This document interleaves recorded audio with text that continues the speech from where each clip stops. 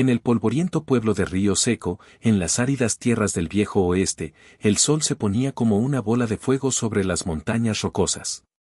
Era 1875, y la ley era tan escasa como el agua en ese desierto de Nuevo México. Los vientos calientes levantaban remolinos de arena que bailaban entre las casuchas de adobe y los salones llenos de humo de tabaco y whisky barato. En medio de todo eso, vivía un viejo llamado Mateo el Silencioso Vargas, un hombre que parecía haber sido olvidado por el tiempo. Con su sombrero raído, su poncho descolorido y una cojera que lo hacía arrastrar el pie izquierdo, Mateo pasaba sus días sentado en el porche de su choza, tallando figuras de madera con un cuchillo oxidado. Los vecinos lo miraban con lástima, decían que era un indio mestizo que había perdido todo en las guerras contra los apaches y los comanches. Nadie sabía su verdadera historia, y él no la contaba. Pero no todos veían a Mateo con compasión. En las sombras de las cantinas, un grupo de forajidos conocidos como los lobos del desierto tramaban sus fechorías. Liderados por el cruel Ramón el Cuervo López, un pistolero con cicatrices en la cara y un revólver plateado que había robado a un ranger muerto, la banda aterrorizaba los caminos. Ramón era un hombre alto, con bigote espeso y ojos negros como la noche, que se jactaba de haber matado a 20 hombres antes de los 30. Sus secuaces eran igual de despiadados, el gordo Pedro el Toro Guzmán, fuerte como un buey pero lento de mente, el astuto Javier la Serpiente Ruiz, experto en trampas y mentiras, y el joven novato, Luis el Chico Morales, que buscaba probar su valor con sangre. Una noche, mientras bebían tequila en el Salón El Diablo, Ramón escuchó un rumor de boca de un borracho. «Ese viejo Mateo tiene un tesoro escondido», balbuceó el hombre. «Dicen que en sus días de juventud robó oro a los mineros y lo enterró bajo su choza. Es débil, cojea como un perro viejo. Fácil de tomar». Los ojos de Ramón brillaron con avaricia. «Mañana al atardecer», dijo a su banda, «atacaremos al viejo. Lo haremos hablar, y si no, lo colgaremos de un cactus». Los hombres rieron, chocando sus vasos, imaginando el botín que los haría ricos. Al día siguiente, el sol abrasador convertía el desierto en un horno. Mateo estaba en su porche, tallando una figura de un águila, cuando vio las nubes de polvo que se acercaban. 4 jinetes galopaban hacia su choza, con pañuelos cubriendo sus rostros y rifles en las manos. Ramón desmontó primero, apuntando su revólver al pecho del viejo. «Viejo indio. Levántate y dame lo que es mío», gritó. Mateo no se inmutó. Solo levantó la vista lentamente, sus ojos oscuros como pozos profundos, y siguió tallando. Pedro y Javier bajaron de sus caballos, rodeando la choza. Luis, nervioso, se quedó atrás, sujetando las riendas. «Dije que te levantes», repitió Ramón, pateando la silla de Mateo y derribándolo al suelo. El viejo cayó con un gruñido, su poncho se abrió ligeramente, pero se recompuso con dignidad. «No tengo nada para ladrones como ustedes», murmuró Mateo en un español ronco, con acento que delataba sus raíces indígenas. Ramón rió. «Oh, sí que tienes. Oro, viejo. Oro enterrado. Habla o muere». Javier, el astuto, registró la choza rápidamente, tirando ollas y rompiendo muebles. «Nada aquí, jefe. Solo basura». Pedro agarró a Mateo por el cuello del poncho y lo levantó como a un saco de harina. «Habla, pinche viejo», rugió. En la lucha, el poncho se rasgó, revelando el pecho arrugado de Mateo. Y entonces, todos se congelaron. Allí, en la piel curtida por el sol y las batallas, brillaba un tatuaje tribal, un águila con alas extendidas, cruzada por flechas y rodeada de símbolos antiguos.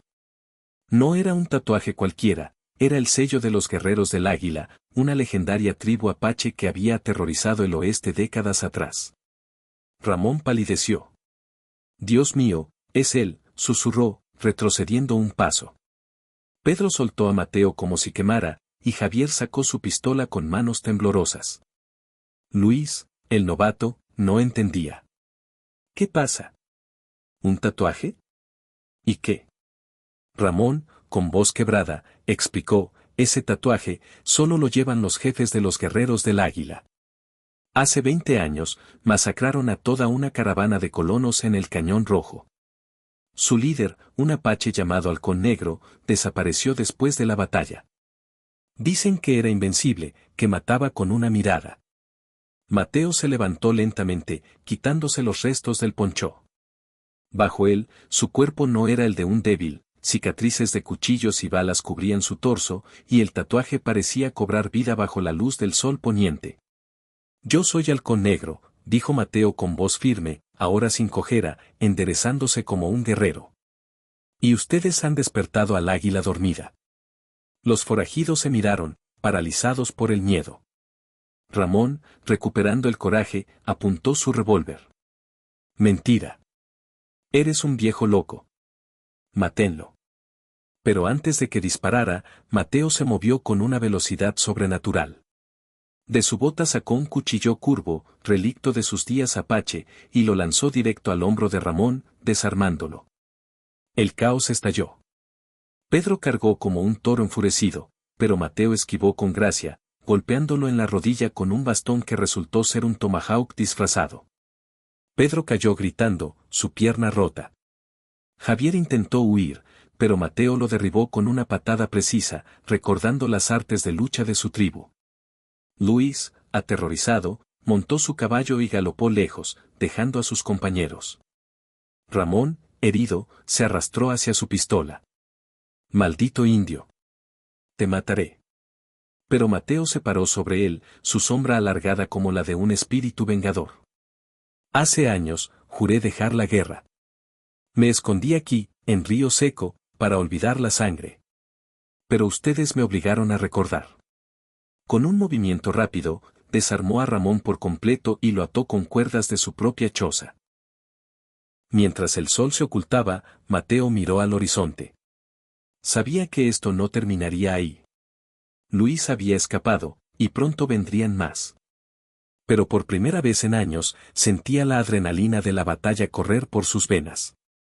Esa noche, cavó bajo su choza y sacó no oro, sino sus antiguas armas, un arco con flechas envenenadas, un rifle Winchester que había pertenecido a un general confederado, y una manta con plumas de águila, símbolo de su liderazgo. Al amanecer, el pueblo de Río Seco bullía de rumores. Luis había llegado llorando al salón, contando la historia del viejo que era un demonio apache. Los lobos del desierto, lo que quedaba de ellos, se reagruparon con refuerzos, 2 pistoleros más, traídos de un pueblo vecino, ansiosos por venganza y botín. Ramón, con el hombro vendado, juró, lo quemaremos vivo. Nadie humilla a el cuervo. Mateo, sabiendo lo que vendría, preparó su defensa. Usó sus conocimientos tribales para tender trampas alrededor de la choza, pozos con estacas, cuerdas ocultas para derribar caballos, y hasta un señuelo con su sombrero para distraer. Se untó pintura de guerra en el rostro, reviviendo al halcón negro que había sido temido en todo el territorio. Los forajidos llegaron al mediodía, 5 en total, galopando con gritos de guerra.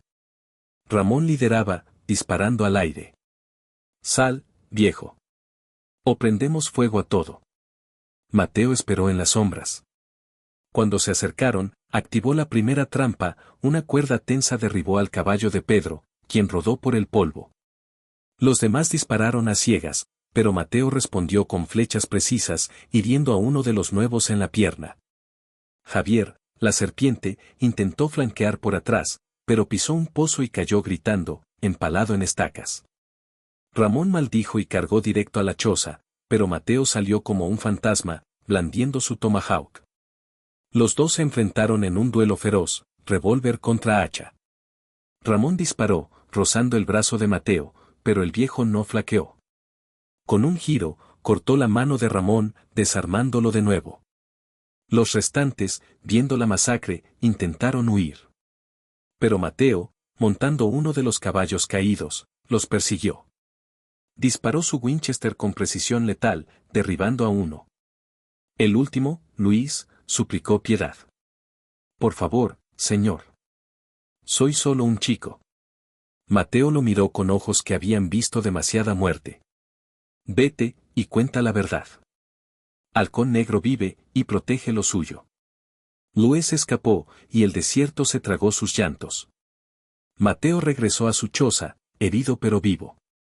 Enterró a los muertos en el arena, como dictaba su tradición, y se sentó en el porche una vez más. Pero ahora, el pueblo lo veía diferente. Los vecinos, que habían oído los disparos, se acercaron con respeto. Gracias, don Mateo, dijo el sheriff, un hombre cobarde que nunca intervenía. Nos salvaste de esos bandidos. Mateo negó con la cabeza. No lo hice por ustedes. Lo hice por la paz que me robaron. En los días siguientes, la noticia se extendió como fuego en pradera seca. Halcón Negro, el legendario guerrero apache, vivía en Río Seco. Bandidos de otros pueblos evitaron el lugar, temiendo al viejo con el tatuaje del águila. Pero la historia no terminó en paz. Meses después, un cazador de recompensas llamado Black Jack llegó al pueblo, atraído por una antigua recompensa por la cabeza de Halcón Negro. Era un hombre frío, con sombrero negro y dos pistolas cruzadas. Dicen que eres un fantasma del pasado, le dijo a Mateo en el salón. Pero yo cazo fantasmas. Mateo, bebiendo un trago de mezcal, sonrió por primera vez en años. Ven a buscarme al cañón al amanecer. Black Jack aceptó, confiado en su juventud y puntería. Al alba, en el Cañón Rojo, donde Mateo había luchado antaño, los dos se enfrentaron.